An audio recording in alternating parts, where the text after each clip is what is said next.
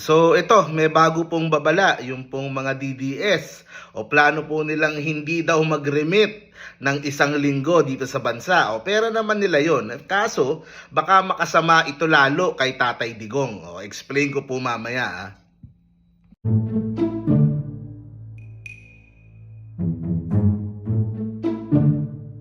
Bago po natin pag-usapan yung sa ICC, ay ito po, merong bagong sighting kay First Lady Lisa Marcos. Diyan po sa event ni Abel Bacudio sa may Plaza Mexico. 'Di ba ang ganda yung sa Pasig Esplanade, nagagamit na sa mga ganyang klaseng events, 'di ba? At kasi puro paninira kay First Lady, edited daw, nasa LA daw, may pahiya na naman sila. Ito kasama niya si Sir Pep Goytia, first nominee ng ABP Party List. Of course, yung ABP Party List, yan po ang nagrepresenta sa mga bombero, sa mga rescue volunteers. So sa lahat po ng mga pangangailangan po ng mga bombero po natin, dyan po sila nakatutok. And itong si Sir Pep, bukod sa very supportive sa efforts to protect the West Philippine Sea, he is also very much supportive doon po sa bagong Pilipinas na gustong gawin ni PBBM at ni First Lady Lisa. Kaya nandyan po siya yan, oh. Kitang-kita, sabi, edited na naman. Ang dami pong may picture sa gabing yan, okay? So, ito, pag-usapan na po natin yung sa ICC. Kasi ito, may lumabas na article ngayong araw. Duterte could be granted interim release if condition for arrest lifted, sabi ng isang abogado. Kaso, merong 3 kondisyon na kailangang makamit o magawa ng mga Duterte bago siya ikonsidera para po merong tinatawag silang interim release. So meron palang gano'n na sinasabi dito. So una, to ensure that he will show up in the proceedings of the court. Mukhang malabo kasi hindi pwede naman siguro kasi mag-aeroplano, ganun kung nauwi naman siya dito. Yung number 3, to stop the possibility that he will commit the crime again, medyo mahihirapan kasi siya po ay hindi na presidente. So, I think yung number 3, yan ang pinakamadali na mapapatunayan nila na hindi niya pwedeng gawin yan kasi wala na siya sa kapangyarihan. Number 2 tayo, medyo delikado. Okay? To stop any interference with the investigation and the witnesses. To stop any interference. Ibig sabihin po, lahat ng mga pang-threat, pananakot, pambabash na ginagawa po ng mga DDS sa mga witness. Sino yung kasama sa mga witness? Yung pong mga EJK victims.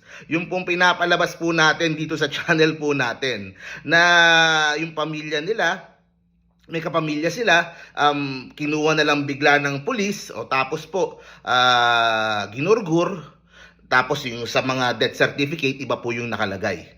Okay, so nangyari po yan nung panahon ng drug war, nung panahon ni dating Pangulong Duterte. Kaso pag lumalabas po yung mga witness, sila po ay inaatake kaagad, binabash po kaagad. Tapos pati yung mga judges sa ICC kung ano-ano, akala nung yung kasi yung problema, sa mga DDS na kababayan natin. Nasanay kayo na pinipressure nyo lahat dito sa atin. Akala nyo lahat kaya nyong ibuli. Akala nyo lahat pwede nyong takutin. Di ba? Kaya nga kailangan dalhin pa sa ICC kasi yung ICC hindi nyo kayang i-threaten. Hindi nyo kayang ibuli. Wala silang pakialam sa inyo. At walang magagawa yung pambubuli at pang-threaten nyo. O ngayon, plano nyo pang 1 linggo, hindi magpadala ng remittance. So, iyan yung interference na sinasabi dito. So, ang punto ko dito, kayo pa mismo ang naglalagay kay Tatay Digong sa alangan. Kung tumahimik na lang kayo, 'di ba? Huwag kayong makialam doon sa kaso. 'Di ba? Pwede kayong kung ayaw nyo kay Pangulong Bongbong Marcos, mag-rally kayo laban kay Pangulong Bongbong Marcos. Pero para makigulo kayo doon sa aktual na kaso, para yung mga ICC, yung mga judges, yung mga witness, para ibuli ninyo. O kaya napapahamak si Tatay Digong dahil sa inyo rin. Diba? Hindi gagana yung style nyo dyan. Ang mangyayari, kesa mapagbigyan yung kanyang interim relief, diba? Kesa mas gumaan at baka medyo makaano-ano pa, makalabas-labas pa, lalo siyang madidiin ng ICC at mas lalong makikita ng ICC kung bakit wala palang hustisya na nangyayari sa Pilipinas. Kasi Imagine niyo kung yung mga foreign judges nabubuli nilang ganyan, ano pa kaya yung mga Filipino judges? Kung ikaw ay Filipino judge, ikaw ang nagdidinig kay Duterte, pinipressure ka ng mga, 'di ba? Isipin mo kung gaano ka-hassle 'yon, gaano kahirap 'yon.